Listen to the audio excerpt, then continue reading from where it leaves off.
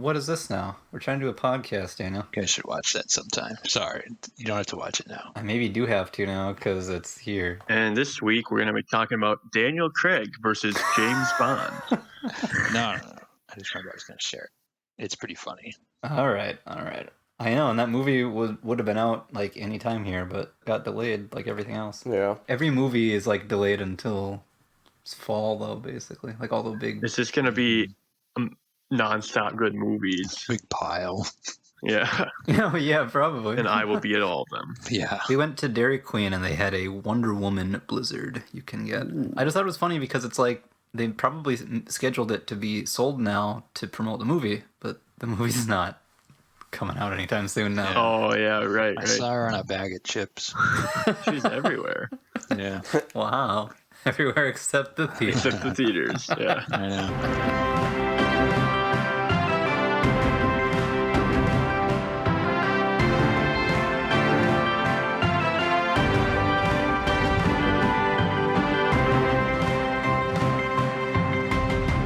Welcome back, everyone, to Star Wars Total Rewatch. We're coming to you live from the moons of Bogdan. All right. I'm Cody. I'm Aaron. I'm Daniel. And I'm Isaac. Hi. Hey. We are going through all of the Star Wars movies in the order in which they premiered. And the TV shows and everything. Pretty much everything.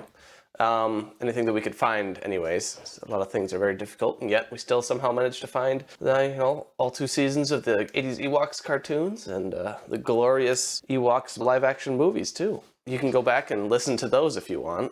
It's easier to do this type of a show now that so much is available online. Otherwise, we'd be making a lot of eBay purchases to do this program. Where today we have just finished watching episode 2, Attack of the Clones. Attack of the Clones. They came from the moons of Bogdan. Oh, well, Camino, I guess, but... They came from Camino. We're going to be your hosts for the next, I don't know, hour, 2 hours, however long we 3 hours. About this. Oh, goodness. Strap in. After all this time, we were beginning to think you would. So, yeah, pull up a chair, light up a death stick, if you're into that sort of thing. Go home and rethink your life. Yeah, I don't want to sell you death sticks. Everybody's favorite meme, episode 2. What's the favorite meme? Everything in the movie. The whole movie. Just everything? Pretty much everything in the prequels. Okay. Everything. Every scene has at least one meme. Yeah, every scene has a meme. Can I tell you some movies that came out in 2002? Yeah, sure. I know it's maybe more interesting to do this for the old ones. The more recent ones, it's like everything else that came out that year feels sort of recent. But how about just I made a list of the top 10 highest grossing movies, which I copied from Wikipedia. Was this number 1? Yeah. No. They said this was the first Star Wars movie not to be number 1. Interesting. But it was still the top 10. Oh, yeah. Number 4. Wow. How embarrassing. What beat it out? Lord of the Rings, The Two Towers. Of course. Ooh. And Harry Potter and the Chamber of Secrets. Yep, that makes sense. Another episode 2. And the first Tobey Maguire Spider-Man. Wow, all those came out that year? Yep, and after that, the other top 10 are Men in Black 2, Die Another Day, Signs, Oh. Ice Age, Wow. My Big Fat Greek Wedding, and Minority Report. Holy cow. And just a few others that were not in the top 10, but notable. The Count of Monte Cristo, The Bourne Identity, Lilo and Stitch, 2 Weeks Notice, Catch Me If You Can, and Kung Pao Enter the Fist. How was that not number 1? I don't know. People should go watch that. That's where the classic That's a Lot of Nuts comes from. Classic. And that is the guy that made Thumb Wars. So there you Oh, go. Wow. They Oh, do tie the together. Star Wars connection. Yeah. And if you haven't seen Thumb Wars, well, you should get busy. I mean, I don't know if I'd say it's the most important thing to go watch. Yeah, but it's up there. You could do an entire podcast of Star Wars Yeah, parodies. you could. You might have to. Yeah, we'll see. Another fun fact, I don't know if you guys knew this, the original draft of the script that George Lucas wrote, he called it Star Wars Episode 2, Jar Jar's Great Adventure. No. As a joke, but it actually says that on the title page of the script. He did it because he kind of as a jab at the people that made fun of him for doing Jar Jar in the first one. That's great. Right, yes. So, Attack of the Clones, which is an interesting name, I guess, because, I mean, I guess the clones attack sort of at the very end of the film. It sounds like an old 50s sci-fi monster movie. It is a very interesting name. I didn't really think about that. So you said it. But a lot of the other titles are kind of silly too. The Empire Strikes Back. It makes sense, but it's a little funny. Yeah, it makes sense. They're all kind of that goofy sound to them. Yeah. So did you guys actually manage to see this in theaters? Yeah. I'm pretty sure I saw it in theaters, but Yeah, I definitely did. Yeah, I I think I did too, actually. I would have been probably in junior high. I thought it was awesome when I saw it. I remember thinking it was great, but I mean, it's Star Wars, and so I was obviously going to enjoy it. I just remember, like, you see Yoda in the original 3, and you see him quick in the Phantom Menace, and then it's like, oh, you finally get to see him fight. Yeah, I remember some of those moments with Yoda doing the lightsaber fight felt like a big deal at the time.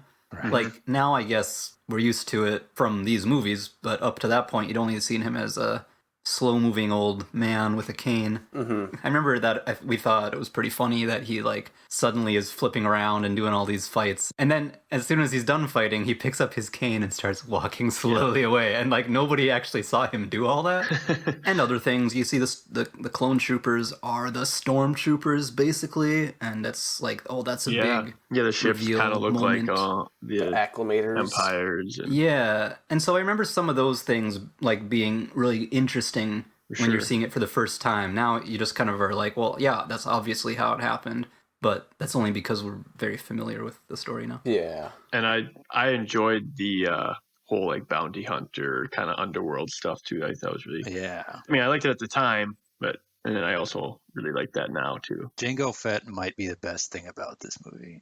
Yeah, I really liked all of his stuff, and then, like, him and Obi-Wan fighting, and Oh, like, yeah. there Yeah. was some really cool. My favorite subplot of this film was just Obi-Wan uncovering all this stuff. Yeah. Just like him tracking these leads and playing detective essentially and just tracking this all down and then uncovering this massive army that's supposedly built for the Republic, and he's just like, what? Yeah, that raised his eyebrows a little bit.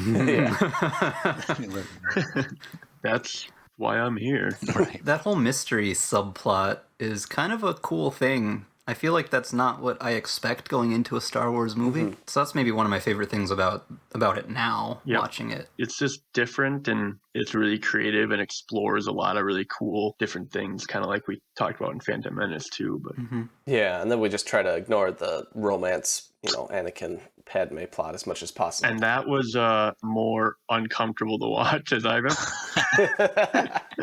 I think I was focusing on the dialogue more this time. I'm trying to nail down the history and kind of all the everything going on outside of the film. And man, it's really bad.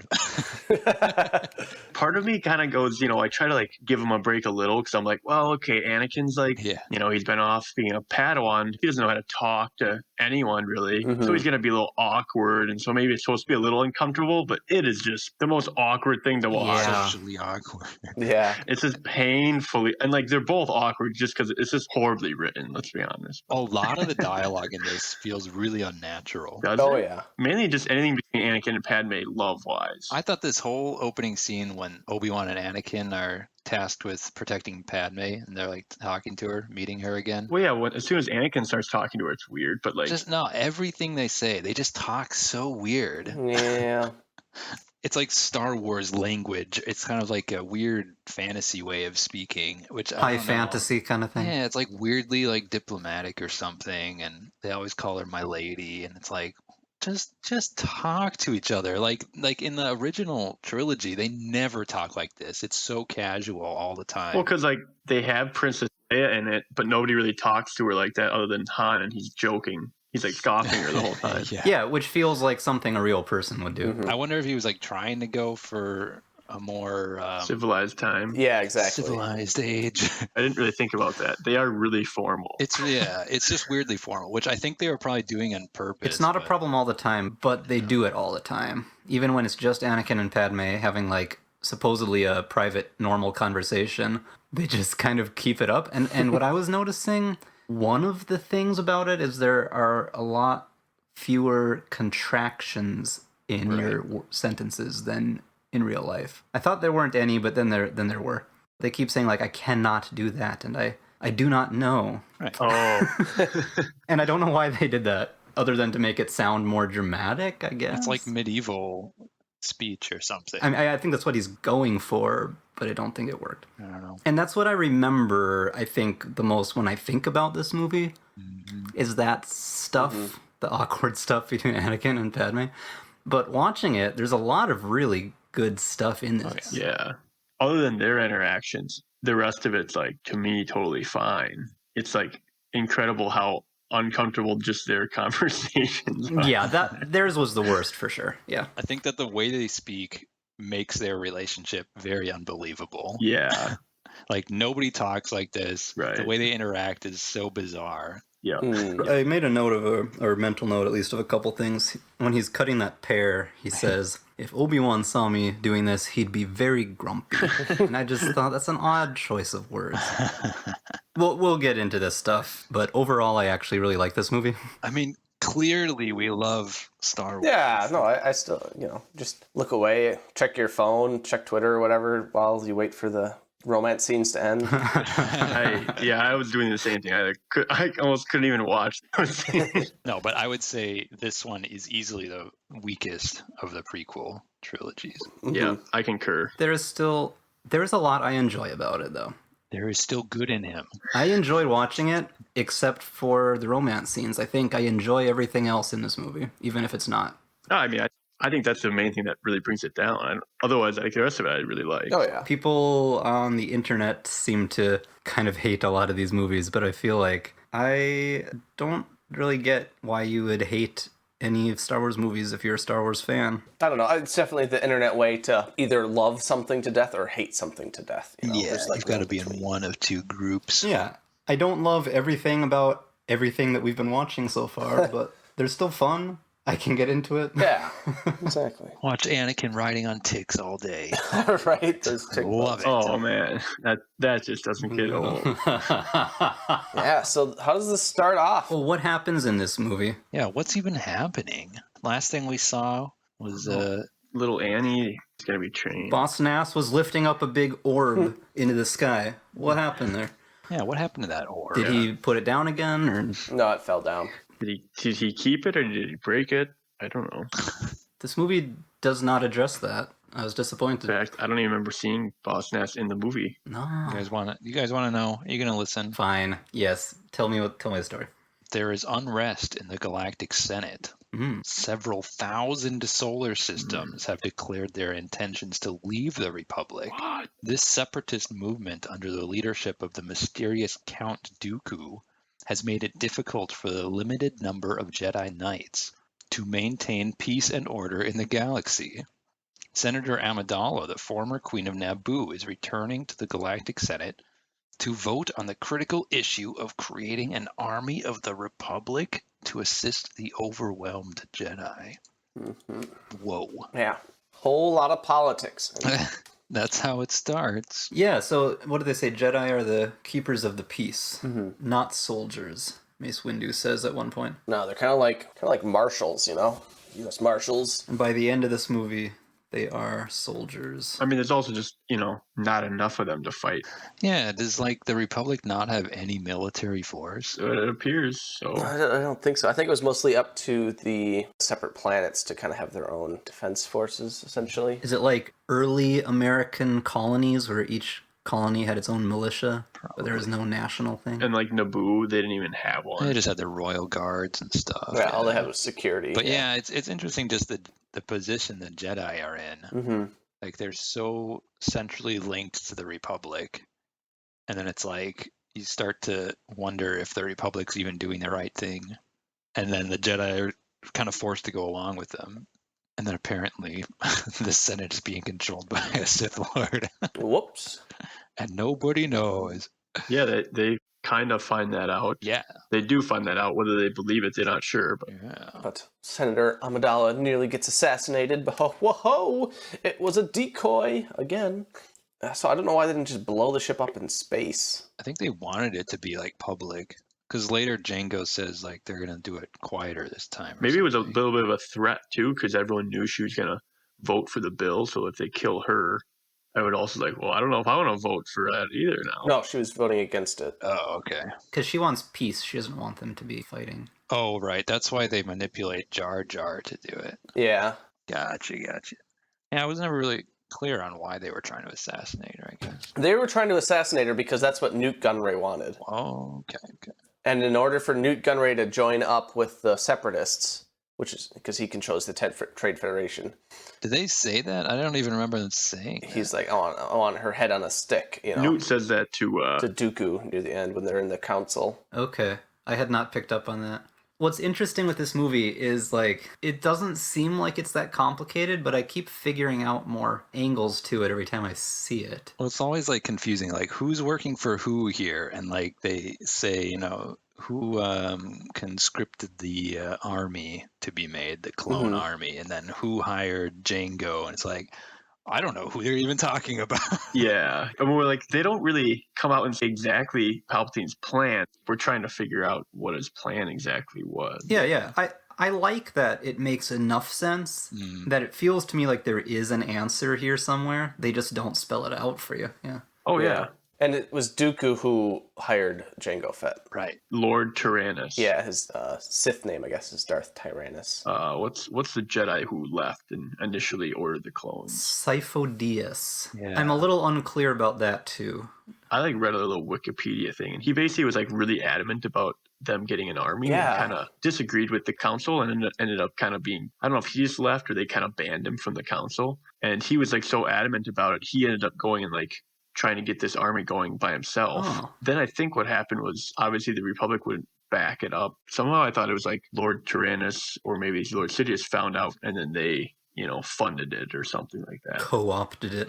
Well, apparently Sifo Dyas had a lot of Force visions. He was gifted, I guess, with the foresight of the future to come. So that's why he commissioned the army, because he knew that there was going to be a war that was coming. Oh, yeah. But I guess another contention is that he foresaw a solar flare that was going to wipe out a planet. And he wanted to warn the planet, but the Jedi Council was like, we don't know if that vision is actually going to come true, and it's not our place to interfere with these sort of things. But him and Dooku disagreed and went behind the Jedi's back to warn them at some point. I don't know, you can read a whole about it on the wiki, but interesting stuff. Yeah, that is interesting. I didn't know any of that. I think I always kind of thought maybe this was all happened after Sifo Dyas had died, right? They said he died around the same time. And I thought maybe Dooku or someone had gone and just claimed to be him. Yeah. And claimed they were making this on behalf of the Jedi. But that's interesting to hear that. According to the Wikipedia anyways, it was Sifo Dyas who initially placed the order, and then Dooku and Sidious who funded it and then worked on getting the inhibitor chips placed in.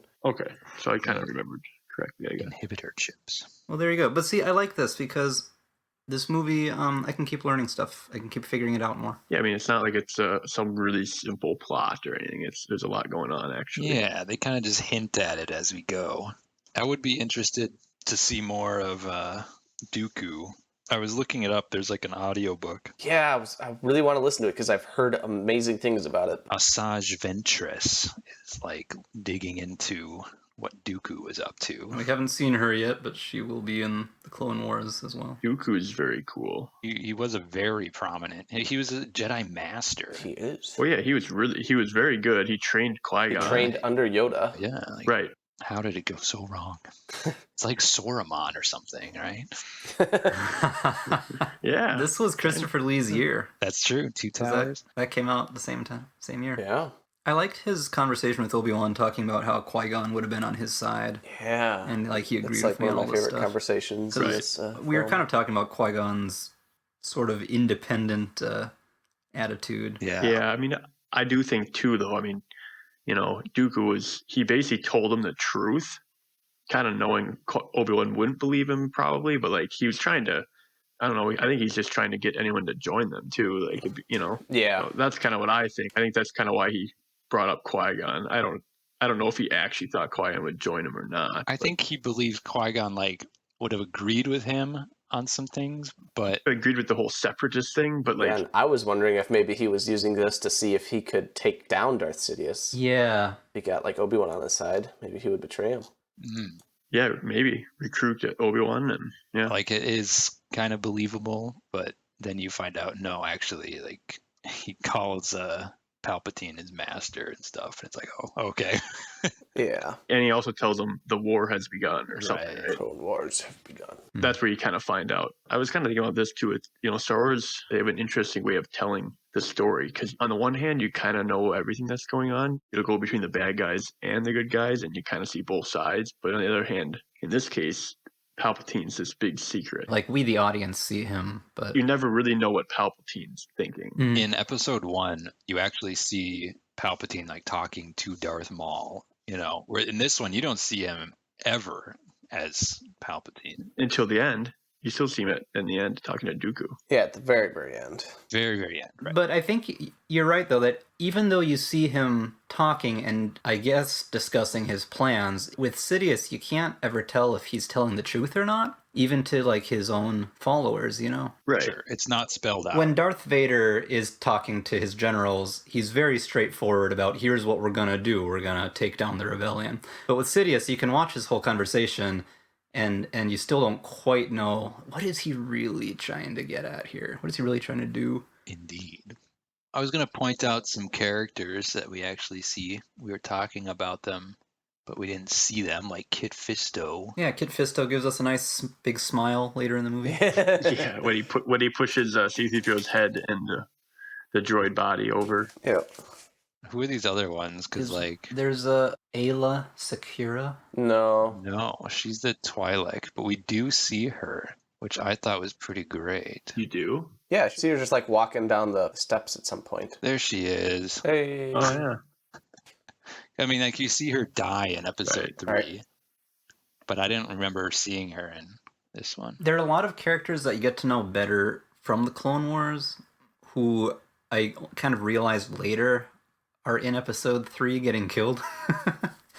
Just during that montage. Right? Just like, oh, you just know they all die. There's a Jedi who is Ahsoka's race. You see her in the battle. Is that Shakti? Yeah, Shock T. She dies in a deleted scene in episode 3, and then apparently dies again in Clone Wars. Oh, really?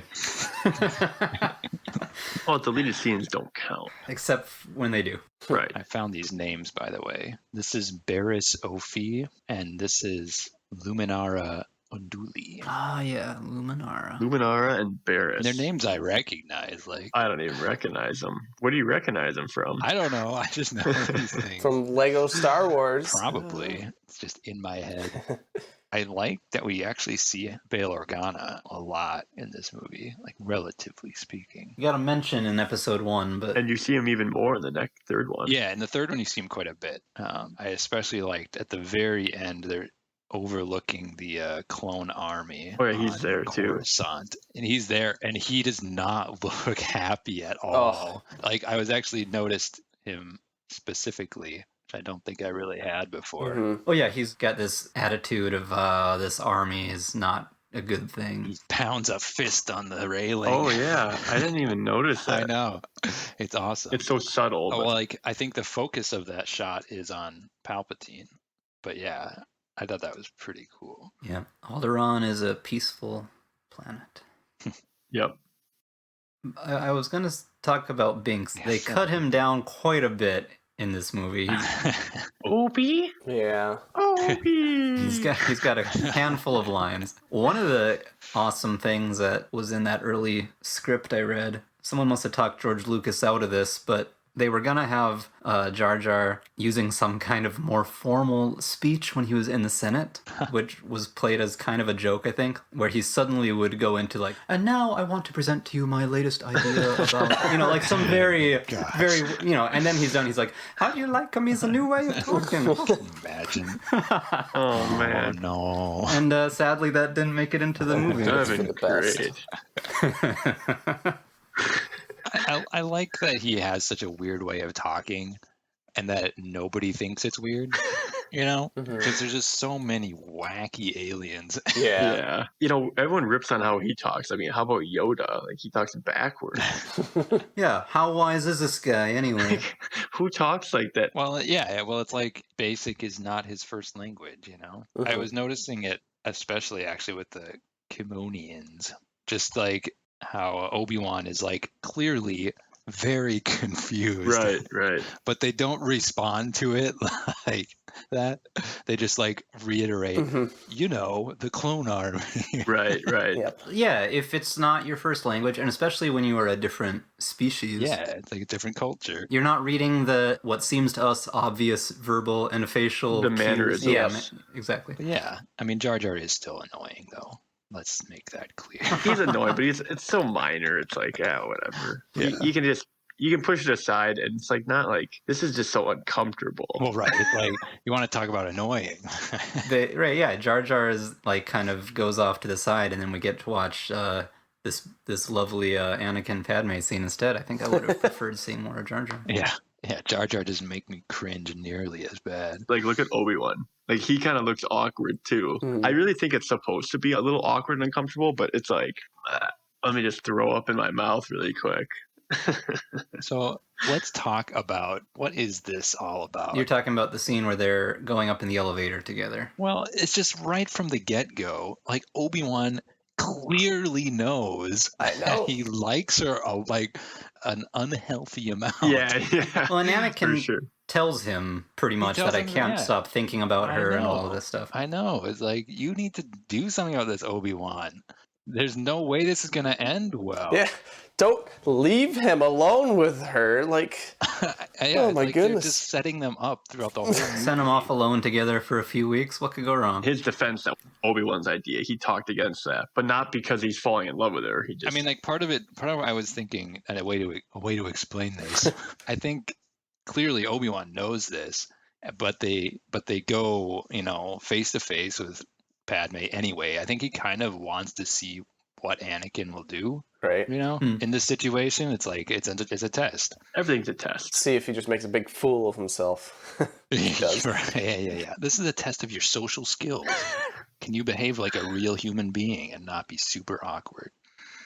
I think we can all agree he failed at this test. And not talk back to me constantly. Yeah, right. Man, Anakin. And like those are awkward too when he talks back both to Padme and to Obi-Wan. So unruly. But like he's young and feeling his oats. He's kind of getting confident, but he's not like. I feel like he looks older than the way he's acting, though. He's like 19, but he's kind of acting more like he's 15 or something. Yeah. I think. And again, maybe that's partly on purpose. Like he is supposed to be he hasn't grown up with other normal people. Right. He has only known the Jedi thing. We talked about the Jedi being monks or something. It is kind of like he's coming into a different part of society, and he hasn't had to deal with relationship issues until now. No, I think for sure there should have been a degree of awkwardness. I think that's what they were going for, but more than intended, I think. Yeah. Yeah. Also, though, the Jedi seem like they do a lot of not addressing issues until it's too late. It's definitely the Jedi way. Which I think, again, is partly on purpose, showing that the Jedi are kind of making mistakes and kind of bringing some of this on themselves. Yeah, no, definitely. Yeah, I mean, it's like the height of their power. They think they're kind of invincible. And they've gotten complacent. Right. We kind of talked about that in the first one, but for sure, yeah. But part of that is just even knowing how to handle this kid who's grown up, and Obi-Wan doesn't seem to really know how to deal with some of this stuff. Yeah. So here's what I think too, though. I read some different books, and I feel like most of the Jedi have had little love. They fell in love a little bit, yeah, just a little fling. You know what I mean? I don't know. It's only natural. I remember Obi-Wan had a love interest in one of the Jedi Apprentice books. Actually, he does a little bit in the Clone Wars too. Yeah. Jeez. Yeah, he does. Duchess Satine. I guess what I was saying was he doesn't want to just bash Anakin for everything he does. No, but Anakin's trying to figure out how to deal with his feelings, and later when he's angry at the Sand People, killing them is a bad thing, but but just his anger, he's I'm a Jedi, I shouldn't be feeling this way, I should be better than this. He doesn't have an outlet for this stuff because he thinks I'm just not supposed to do this. Right. Versus how do I healthfully deal with this stuff, Well, and it's kind of unhealthy because they're supposed to have no feelings, and it's what? Yeah, that's one thing. This is something that just showed up here in episode 2 randomly, where there's just oh, by the way, Jedi can't have love or whatever, or anything like that. It was not mentioned at all in any of the other movies until now. I mean, I guess maybe it's just, again, going for the whole monk vibe sort of thing. Not the TV show Monk, But that will be something. That's a good vibe. yeah, It's a very specific vibe. But Anakin's talking about his mom and just keeps saying, I just keep dreaming about her. And Obi-Wan says, well, dreams pass in time. Like, that's all I've got to say about your own mother. You know, that's another big part of his life that they seem to just be telling him, like, nope, just forget about it. Your old life is behind you. That's the idea of recruiting them so early. They take away from their parents so they don't really have any attachment to them. It just feels like they're setting him up to have more issues. Yeah. A lot of times they would have their Jedi academies like on really remote planets, so they can be super isolated. Where this one's like on Coruscant, like in the middle of everything that's happening and politics, especially. I feel like it's kind of just been this slow degradation of like their more idealistic beliefs and stuff, you know. It was inevitable. Mm-hmm. So bounty hunters. Yeah, the bounty hunters are cool, but it's like Jango Fett's supposed to be this cool, awesome bounty hunter, but he just kind of like subcontracts it out to another bounty hunter. He knows how to delegate. Well, he doesn't want to get tracked.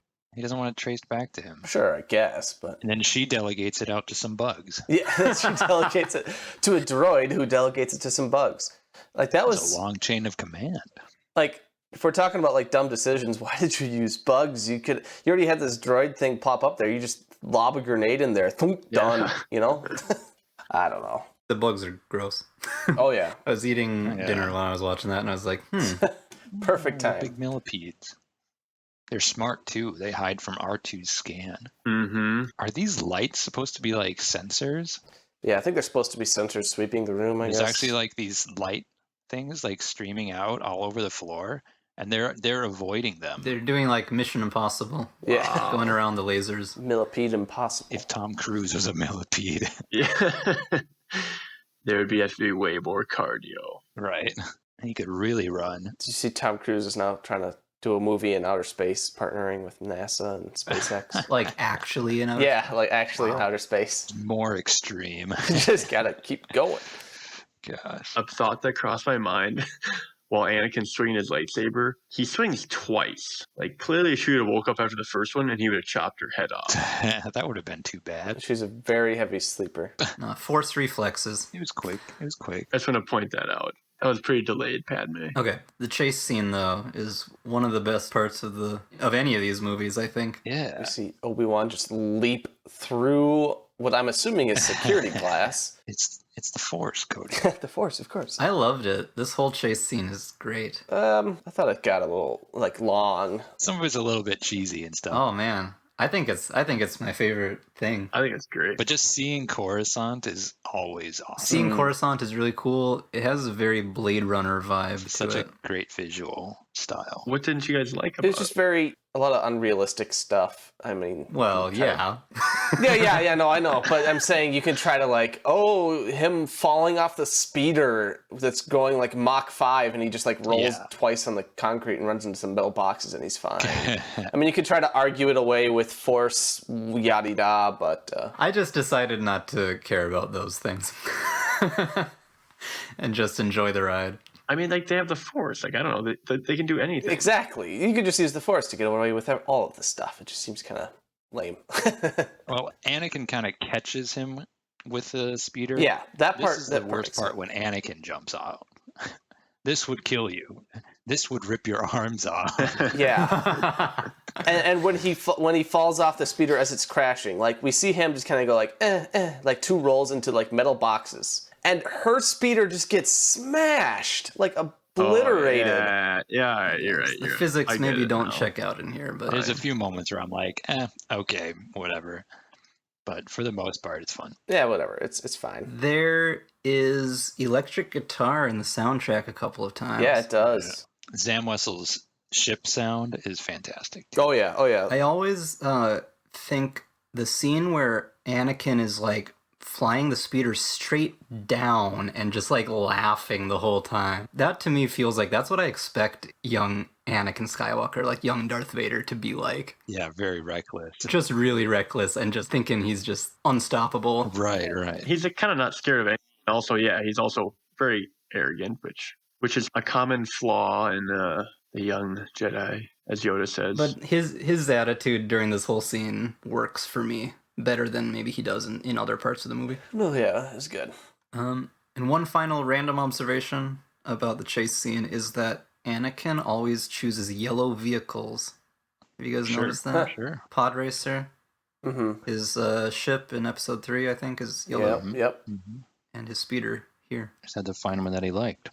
And they have to go to the cantina, and like there's like that tense like cat and mouse game of who's chasing who. You don't know. She's coming up with the gun, and it's just like Yeah. It's fun. It is fun. I like this whole scene. Or my favorite part is just watching all the sports playing in the background. There's pod racing, of course, but then there's like some droid football. Yeah, droid football, American football, some sort of alien races on laps. Horse racing. Alien horse racing. What's the race in the Droids cartoon? The Rune Games. Oh, that was just the Rune Games, wasn't it? Maybe that's what's happening. Yeah, they're watching the Rune Games on TV. Hey. Of course. Did you know Anthony Daniels, C-3PO, and Ahmed Best, who plays Jar Jar Binks, are both in that casino? I was wondering. You get a couple shots of them turning to see what's happening. Yeah, that was Anthony Daniels, I think, there. Yep. And there? And that, I think that's Jar Jar. Yeah, Ahmed Best. Oh, really? Yep. I was thinking, like, this is the cantina style scene, but like, this is what life is like for most people in the galaxy. What we focus on is always Jedi, and like, people must think they are so out of touch. They're just very secluded and in their own little world, for sure. People don't really like the Jedi, in my sense. And when he says at the end, official Jedi business, nothing to see here. Right. It's like, okay, sure. Yeah, I mean, I think a lot of people don't even understand them, which often causes a disliking. I think you're right. People don't understand them. Like little Annie in episode 1, had all these ideas about what Jedis can do and can't do, and people just hear stories about them. Yeah, I mean, that's all people really know. Yeah, I get the sense from Zam, bounty hunter here, and then like Django later too. They're just like, what are you going to do to us? Saying, I don't know. Really confrontational with the Jedi. Like they just don't care. Maxi big the Force. Yeah, for sure. Yeah, I would say most people probably just don't like them, certainly don't care about them, and don't know about them. Yeah. I mean, it's such a big galaxy, and how many Jedi are there? Maybe 1,000? Oh, a couple thousand maybe?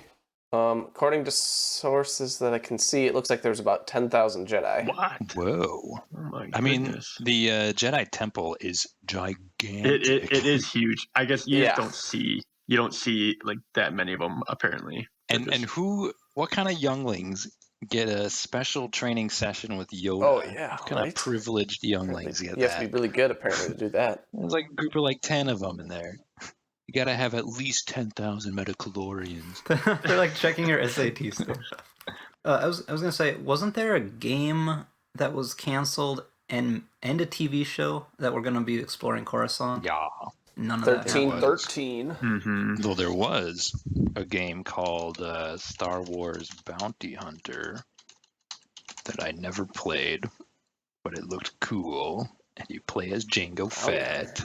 I don't think it's a great game. Would be pretty cool to try, I think. Write in and tell us if you've played this. Yeah, or if you've been to Coruscant, what's it like? Any opportunity to see more of the underworld of Star Wars is welcome.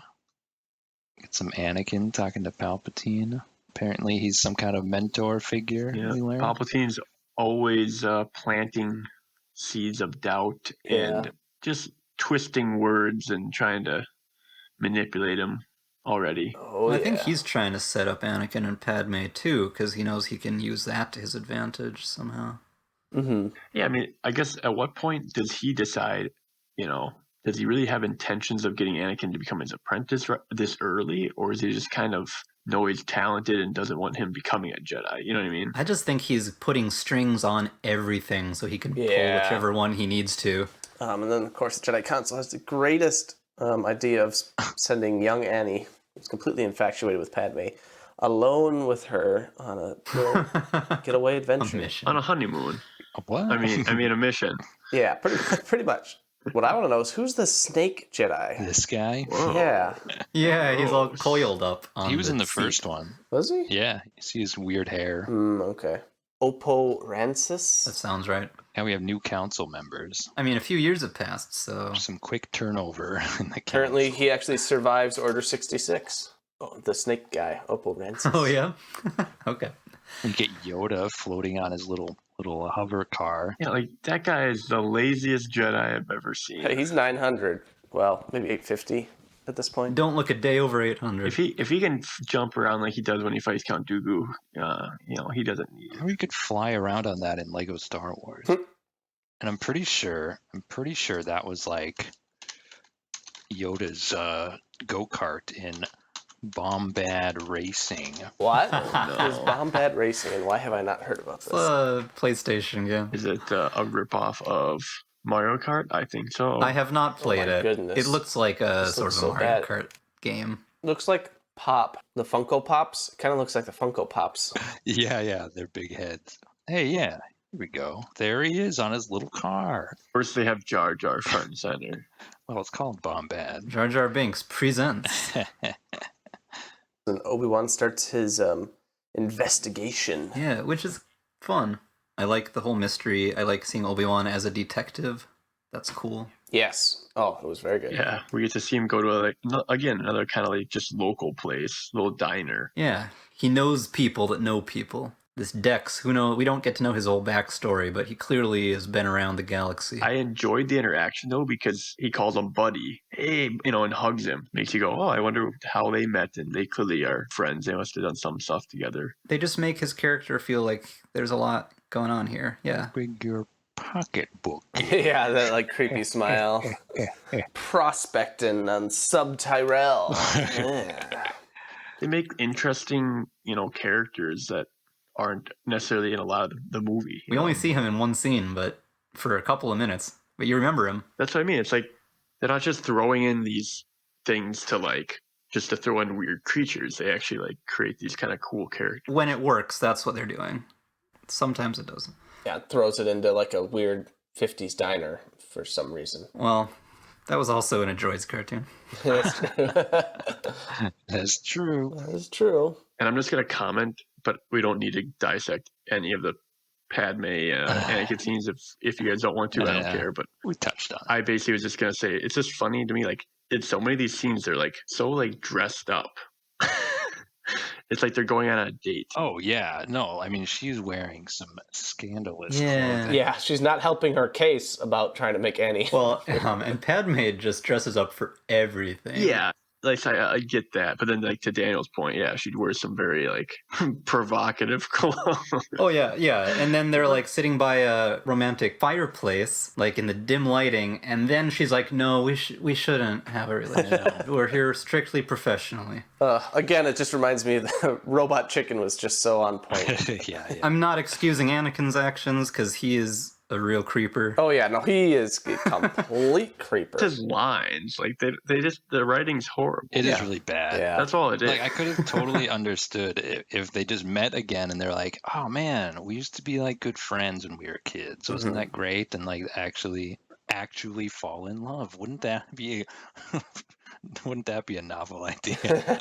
It's just not believable, George Lucas openly said he was bad at writing love scenes. And then did it anyway. Clearly, and nobody did anything to revise it. Right. Oh well. Some of the stuff, they're going on these dates, but it almost, it kind of feels written by someone who doesn't really know how dating works. Right. They're just well, yeah, you go on picnics out in the field and ride the wild animals. Roll around in the flowers. Yeah. Yeah, right? That's what you So do. ridiculous. It's like a bad Jane Austen movie. Well, Jane Austen is... That's why I said bad. I specified bad. It's like a parody of a Jane Austen. I mean, this was one of the few things. He's pretending playing dead, just kidding. Yeah, well, just him playing a joke, and then he rolls over and he's laughing. That was the best interaction they had. There are moments that are passable, and maybe if they had done the variation on the edit, it could have been a little better. Mm-hmm. And they're talking about what do they want out of life? What are their ideas for the galaxy? How should things work? It's that sounds like a dictatorship. I don't think you're kidding. Oh yeah, his idea for government. He says, well, if it works. Yeah, she's definitely had a bunch of red flags here that she should have told somebody about. Especially the part when he comes back later and says, I killed everyone. Yeah, that if there's ever a red flag in a relationship, it's when somebody admits to killing multiple people. I mean, they're not people, right? Are they? Well, They're like animals, and I slaughtered them like animals. Maybe if like he fought them in self-defense to save his mom, but no, he's like killed the women and children too. Then it's like, okay, and let me just step out and hit the speed dial here. they kind of treat the sand people like they're not really fully human. Like in The Mandalorian, though, he treats them like they're human. Yeah, Which is it makes me nice feel to like see.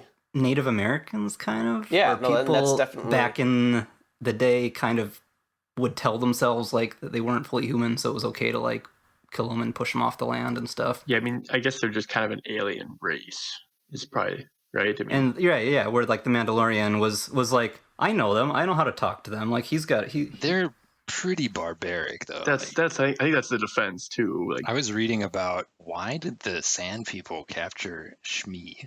Like, what was the purpose of that? Nobody asked the sand people. He just went and killed them. No, but they said they never like were able to get along with the moisture farmers because they were basically just in their territory.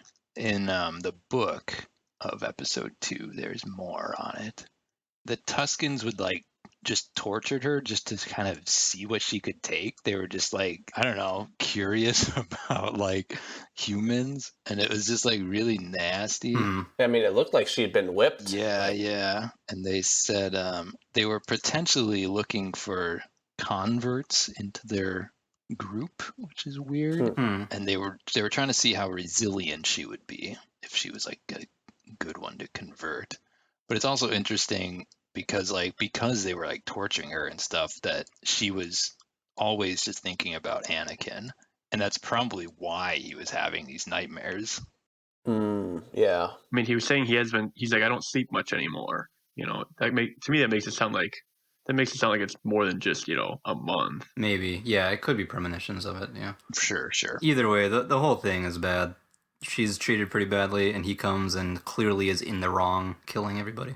Yeah, I'm just trying to say it's not like the Tuskens are free of all fault here. Oh, no, yeah. Right. They're pretty messed up. They're far from it. A lot of them probably got what they had coming. But not the women and children. Come on. Yeah, not the younglings. Oh, no.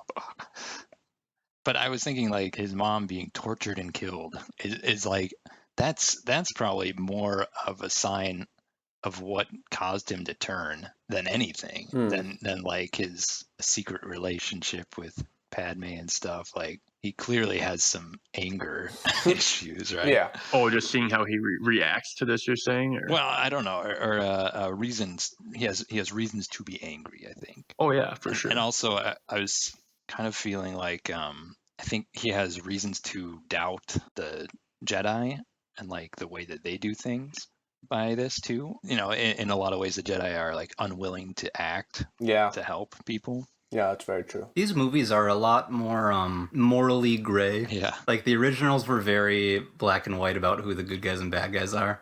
These ones, like, everyone seems to be a little bit at fault, even the good guys. Yep. I think in like the Clone Wars, you get to see Anakin a lot, obviously, and like kind of his compassion, you know, like he's so like attached to people. He doesn't like to lose anyone, and like it's a good attribute in a lot of ways, but I think that's what kind of ends up causing him to turn as well.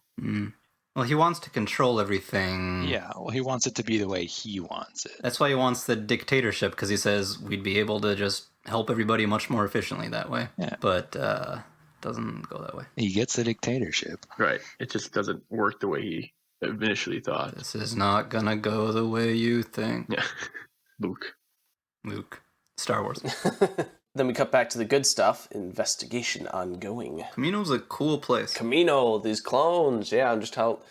Man, these creatures are creeping, the Kaminoans. Cool. Oh, the Kaminoans? Everything they say is like, just feels ominous and creepy. even though it's not supposed to be. You could easily see how like they spend their time like creating the perfect species, kind of like they genetically alter these things to be perfect. You could see how they get like a little bit of a like god complex. Or maybe it is supposed to be like a little unsettling, but they're not trying to be unsettling. That's just... They seem no moral issue with what they're doing. This is like science. That's good news. Yeah. Yeah, that's good news. Well, but yeah, the whole realization of Obi-Wan realizing slowly just the scope of everything that's happening. He does a good job of playing along, though. They said they had like 100,000 clones. Yep. And 1 million more on the way. Well on the way. Oh man, that does not seem like anywhere near enough, though. For the entire galaxy. Well, and I feel like the amount of clones we see, like at the end of the movie, like those ships are ridiculously huge, and there's just hundreds of those ships. There's got to be just millions on millions on millions just right there. Well, and like there's a subplot in the Clone Wars where they have to order more clones. Yeah. And people are trying to not get more clones ordered, and yep, political intrigue. And is it immoral to use clones to fight for your? That's another big thing that pops up a lot in the Clone Wars. Yeah, never really addressed in the movies at all. They're essentially slaves. Oh yeah. Some people are like, they're just clones. Yeah, are they fully human? Pretty messed up. But it was an army that they had when they needed it. Yep. And they're like, we don't know where this army came from, but I guess it sure comes in handy, so okay. Forced to use it, which was the whole point. They fight on the landing pad. It's great. Oh, that was a great fight in the rain. And Boba Fett is learning the ropes. Yep. Boba Fett. Yeah, and the space battle is great too. The supersonic bombs. Seismic charges. Oh, like the sound design and like the art design for all of that is top notch. And how it just like slices through all these asteroids. Oh, really cool stuff in these movies. I could just watch this scene all day. All day. I don't think I could watch it all day. I was being facetious. So. I could watch it all day. Just skip the rest right to this part. I have no interest in the rest of the movie. Yeah, I guess we already talked about Anakin finding his mom, but yeah, he meets the Lars family for the first time. Yeah, that seems... I don't know. Seems like if you're going to hide Luke with somebody, it should not be anybody that has any connection whatsoever to Anakin, I mean, yeah, but like also, Vader has no idea he had kids. So like, why would he even care to go look for these lowly little farmers? Oh, maybe he just gets the thought one day to go beat these guys up for making the little Annie joke. His mom is buried there. Maybe he doesn't want to come back. Yeah, I don't think he'd ever want to go back, to be honest. Yeah, maybe they're like, this is the one place he's probably not interested in coming to. But he could send somebody else to do it, though. I mean, it's not... To do what, though? I don't know. Look around. See what's happening. just look around. Be inquisitive. So this is the only time the Larses meet Anakin. Yep. So I was thinking about in, the original Star Wars, Luke's aunt and uncle here are saying like, oh, you got too much of your father in you. Like all they know is his dad is like this guy with kind of like anger issues, and he killed a bunch of Tusken Raiders one time. Yeah. I always used to think when he says like, oh, he has too much of his father in him, like that they knew his father was Darth Vader.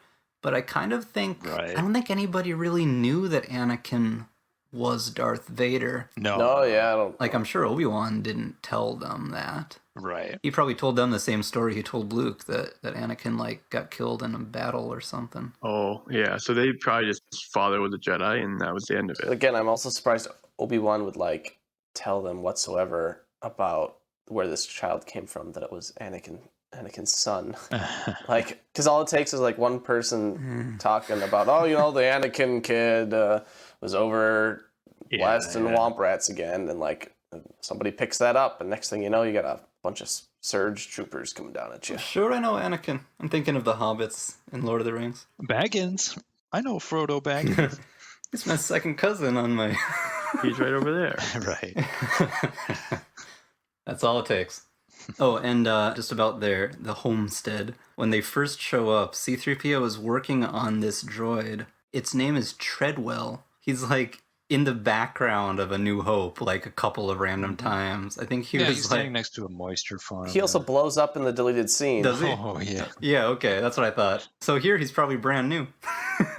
Yeah. He's still got his motivation. Still got his motivator. Yeah. This one's got a bad motivator. Nah, I just don't feel like it. Yeah. Again, robot chicken. Just one quick comment about, so right before Obi-Wan walks in here, it cuts from Anakin flying his speeder in the desert to like back on Geonosis of Obi-Wan walking through an opening. And I just always found that very confusing because you can't tell that you're on a different planet. It's hard to tell. And it's hard to tell who it is. So initially, I'm like, is this a shot of Anakin? That's what I usually think. Yeah, Geonosis and Tatooine look pretty similar. Yeah. It looks like more of Tatooine at first. Yeah, you're right. I thought it was interesting there. Like, Yoda clearly senses Anakin's intense pain. I don't know. It seems like he doesn't necessarily find it as a warning. So maybe it's strictly pain. He doesn't really sense that he's just... Well, Mace Windu says something about how the Jedi's ability to use the Force is like diminishing. Yeah. Because they had no idea about the clone army, yeah. Their ability to sense things happening around them, I guess. It's because the darkness is clouding their vision. Because they have a Wi-Fi signal blocker just down the road in Palpatine's office. That's right. Of course. Could not connect to Force. Yoda.com. It's probably a real website. The Force Network. Their 5G was down. Yoda 850. He changes it every year. His age. That's his password. Oh boy. Okay. Yeah. What else do we get? Techno Union. Oh, right. Who's just a total... The Geonosians have their own special language. Mm-hmm. It's very unique and great sound design again. Yeah. Little clicking, clacking. I found a good video here. This guy tried to break down their language and did a kind of ridiculously good job. I don't know how much of it was thought out, but he's recognizing phrases and stuff and piecing together translations, which is bizarre. Using the subtitles and stuff. Oh, okay, I gotcha. That's wild. Huh. That means somebody making the movie put a lot of more work into the dialogue of them than I thought. I figured it was just random clicks. Right? Oh my. It could just be conjecture, but maybe it's kind of funny to watch. Oh, that is by a guy named E.C. Henry on YouTube. So everybody go watch Learn it. to Speak Geonosian. Yep. That's what I'm going to do this summer. You're right. Oh, cocktail. get that one on Duolingo. You can learn Klingon on Duolingo. You can? Gosh, that's a good waste of time. Hey, you're learning about language structure. Right? Oh, yeah. He sends a message out to Anakin, who then plays it to the council about all the shenanigans that are going on. They find C-3PO and take him with them. I guess that's something. I don't know what kind of deal they worked out. He's just like, oh, I made this way back in the day, so he's mine. You just take him. He just came along, I think. There's no way they actually wanted to bring him along. He wanted to help Obi-Wan. Why? C-3PO. You can't stop him. He just really wanted to go help Obi-Wan. Oh, yeah. And Anakin and Padme had no choice but to go along. Right, exactly. I like that Padme's the one who kind of instigates them breaking the rules here. There was a part earlier where Obi-Wan said, like, oh, I hope Anakin doesn't do anything foolish here, and her... Security guard. Captain Typho. Yeah. He says, I'd be more worried about her doing something. Well, see, again, the dialogue and stuff doesn't show it, but they definitely are similar and get along and, like, fit each other really well. In some ways, they fit together. They fall in love pretty quick, you know? Mm-hmm. Yeah, there are some things... They just don't portray it all that well. Yep. So that was nice. And here's the infamous one button does all. I was trying to compare the shots. It is actually two different shots of her pressing the same button. It's not the same shot repeated. Does that make it better or worse? Let's get a different shot of her pressing the same button for something different. Now, that one just wasn't pushy enough. Do it again. It depends what angle you push it at. It does different things. Or how long you push it. Yeah. I'm wondering if they didn't intend to have her push the same button for that, but they probably just thought they needed some interaction with the computer there, and they only had a couple different versions of that shot. Right, sure. They probably forgot, and they're like, well, let's just put it again. Who cares? I feel like the next big set piece would be the Droid Factory. Anything you want to say about that? Classic scene. Yeah, that whole scene is pointless. You just skip right through it. I did skip it. A lot of the action scenes are. It's an exciting scene. Yeah, you're right. It doesn't really contribute to the plot much. Especially the comical scenes with C-3PO. Getting the head switched with the droid, the battle droid. Yeah, I guess so many of the things like that I don't really think about.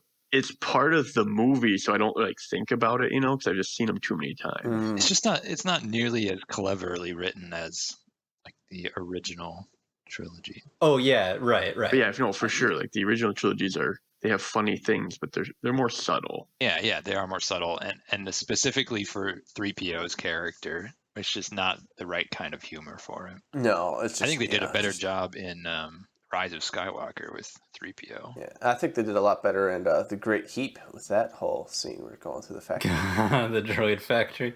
Yeah, Isaac, you didn't see that. One of the droids had a scene very similar to this. Oh, really? Yeah, they're in a big factory thing. Oh, can we say you got to see R2 flying around in that scene? Yeah. That was new.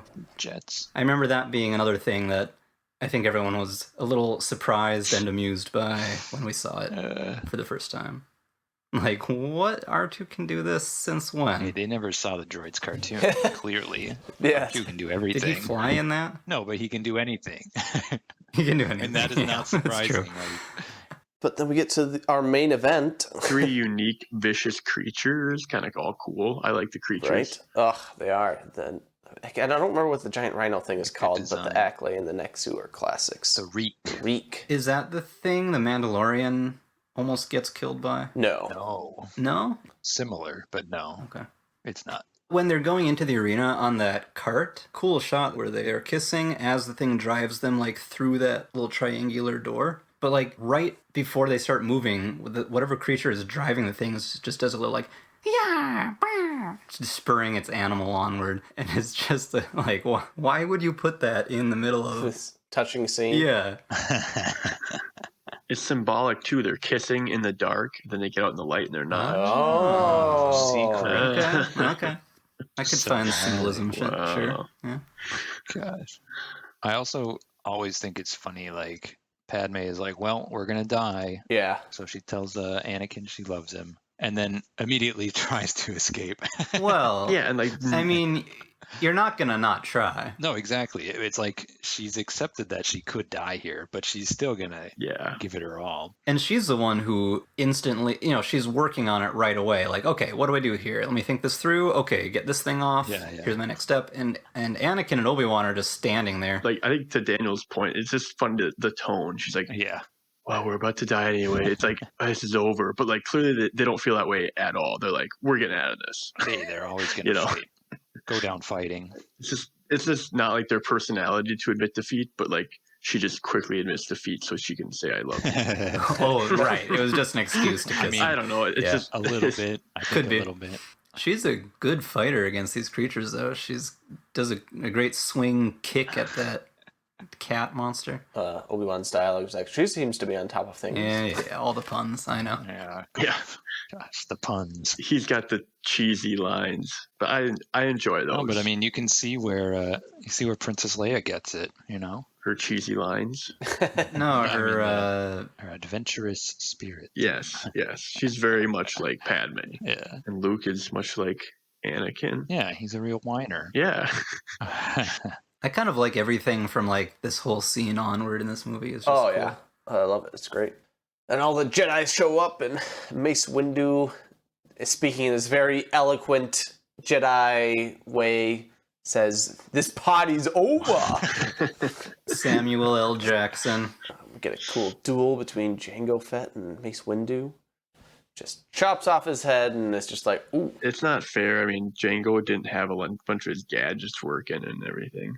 He's got ran over by a reek. I mean, This is maybe the biggest Jedi fight we ever see. That's the first time we've ever seen like all the Jedi throw down. So that's that's fun. A handful. If there's really 10,000, we really only see a handful. I mean, there's probably like at least 100 at least in this stadium. I'd say. I always kind of just imagined like anyone was there, but like clearly, I figured they probably just grabbed like their warriors. I'm sure like not all Jedis are like great warriors. Sure, they have different roles. There's some that are like assigned to the archives, like that one. Right, the librarian. I think she might show up a little bit in the Clone Wars TV show. Well, everything in this movie is kind of like the start of that whole era. This is what they had to draw off of. This is the first episode of the Clone Wars right here. Building off of, I mean, you know. Mm-hmm. But the Jedi actually lose, which is interesting, you know? You would think that, the Jedi's got this, but... Yeah, no match for droidicas. They are. They're just outnumbered. Yeah. You get Boba Fett's motivation. The whole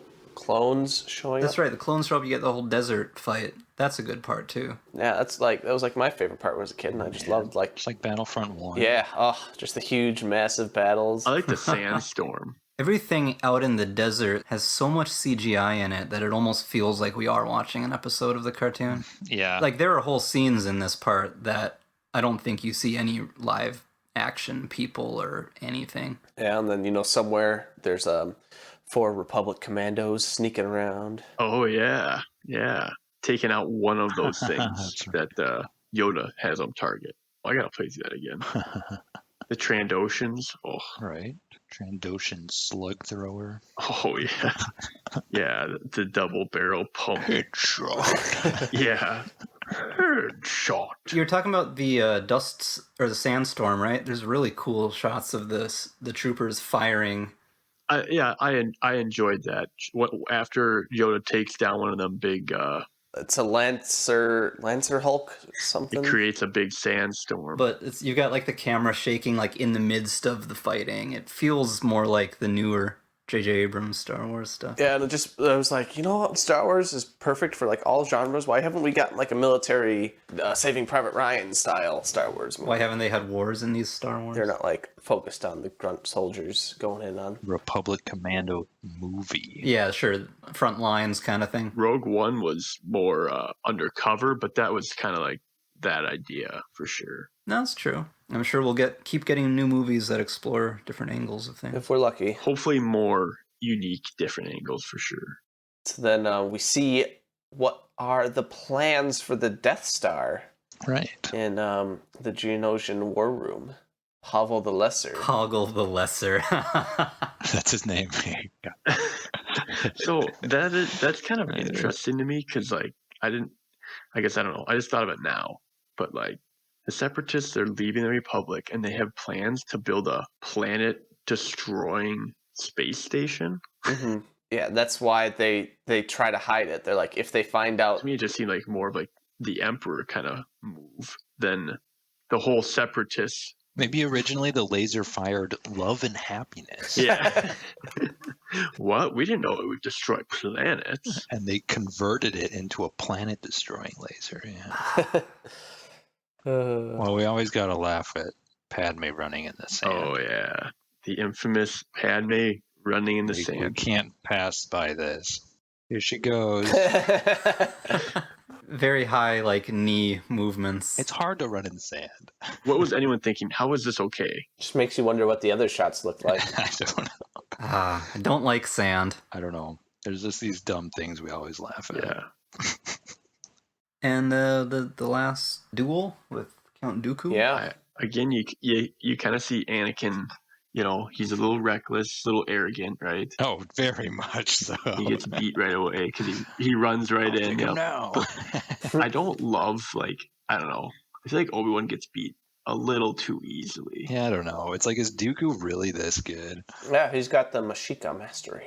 Oh, that's true. It's a lightsaber style they've never seen. Like he's basically as good as Yoda almost. Yeah, I mean, that's why Yoda has to come in and deal with him at the end. Like Obi-Wan, they make it almost seem like he just kind of worked, But then he killed Darth Maul in the other movie. Well, there's always a thing in movies of a character's level of strength kind of varies depending on what they need it to be. I look into it too much probably, but you kind of compare different people and be like, ooh, how good was this guy? It doesn't always match up. Whatever. You get a nice Yoda's theme music plays while he's moving that pillar. The Yoda in a swamp theme? Yeah, they always play that music when Yoda's doing something cool. Bum, bum, bum, bum, bum. Oh, it's worked into the It's in there. trumpets and stuff. Well, it's really cool that they will work it in different ways, like different themes. Themes are always great. That's another thing I notice more each time I watch these. Just the movie that had the hidden dance number with Yoda and the clones. Oh, was that this one or was that episode 3? Was that an Easter egg on the DVD menu? Hidden what? I forgot about that. Yeah, good stuff, man. Gosh, some of the animators just bored one day. What was this on? It was on the DVD menu somewhere. If you like push the arrow at the right time, it takes you to this other option. They would hide stuff in DVD menus. Oh man, see, very early 2000s. He's got some moves. Yeah, he does. He picked up a few things in his long life. Yeah. Yoda used to throw down. You can look up Yoda dancing on YouTube, or you can pull out your old Attack of the Clones DVD and try to find it. I think it's episode 3 based because they have phase 2 armor. Yeah, So phase 2 armor. There you go. Great. Pretty awesome. So Dooku escapes and goes to Coruscant, but he goes to the bad neighborhoods of Coruscant. yeah, it's like he has an old abandoned warehouse somewhere as a secret lair. Yeah, pretty much. Yeah. Also, there's second in command chancellor guy. The blue guy. Blue guy. I was looking him up before. Yeah. Because he seems to be very much in the know of Palpatine's plan. I thought you were indicating like that he knows he's a Sith Lord and all that. Yeah, maybe not that much, but... What did you find out looking it up? So his name is Maz Ameda, and he continues in his role even after Palpatine reveals that he's a Sith Lord, and he survives the rebel uprising. Oh, really? And continues in his role. What? Yeah, they were just like, all right, they kept him like under close observation, but yeah. Maybe just he actually knew how things were running, and they're just like, well, if we get rid of him, then somebody has to learn how all this bureaucratic stuff works, and I don't want to do that to you. Right. He made himself so... I think he's just a politician through and through. Yeah. And that's pretty great. does whatever he needs to do. Who's the real villain? Yeah. That is Interesting. really funny, yeah. Oh, yeah, and Anakin and Padme get married, apparently. Well, that's the ending, the end scene. And the droids are witnesses. They signed the marriage certificate. And this random person who married them. Well, Anakin, you know, he closed up all loose ends. It's supposed to be a big secret, but the droids know. I mean, realistically, it's such a big galaxy. Like, the people on Naboo, some people on Naboo, like her family could know, you know. I don't know. They're pretty prominent figures, like both of them. I feel like nobody should know. Yeah, you're right. She is a former queen of the planet. Or maybe everybody does know and they pretend they don't. Like, oh boy, they're both, off on some assignment, wink, wink. All right, on assignment on Naboo again. We'll just play along. And that is episode 2, everybody. Episode 2. Join us next time where we get to watch the Clone Wars cartoon show. But not the one you're thinking of. Not the one Unless you're thinking of the 2D one, in which case... Then it is the one you're thinking of. We'll probably do a podcast on each volume, I would guess. There's 3 volumes, I think? A couple of episodes at least on the 2D animated Clone Wars, because that came out on Cartoon Network before episode 3. I get the feeling that it'll be really interesting to watch episode 3 after watching all of the clone series. Yeah, definitely. And even this, the 2D one, that one directly ties into episode 3, as I was saying last time, so it'll be interesting I don't know. I'll just have a different ideas of the Yeah. I think it definitely does. Gives you some perspective or, different ideas on different characters. Definitely helps flush them out a little bit. Flush them out. Flesh. Flesh them out. Flush them all out. So thanks for listening to our very long episodes. These keep getting longer. I mean, it'll be edited down a little bit, but We should just make a commentary track for the movie. I mean, we pretty much go through the entire movie anyway. Yeah, I know. All right, so I will bid our listeners adieu and join us again next time for the other Clone Wars show. See you later.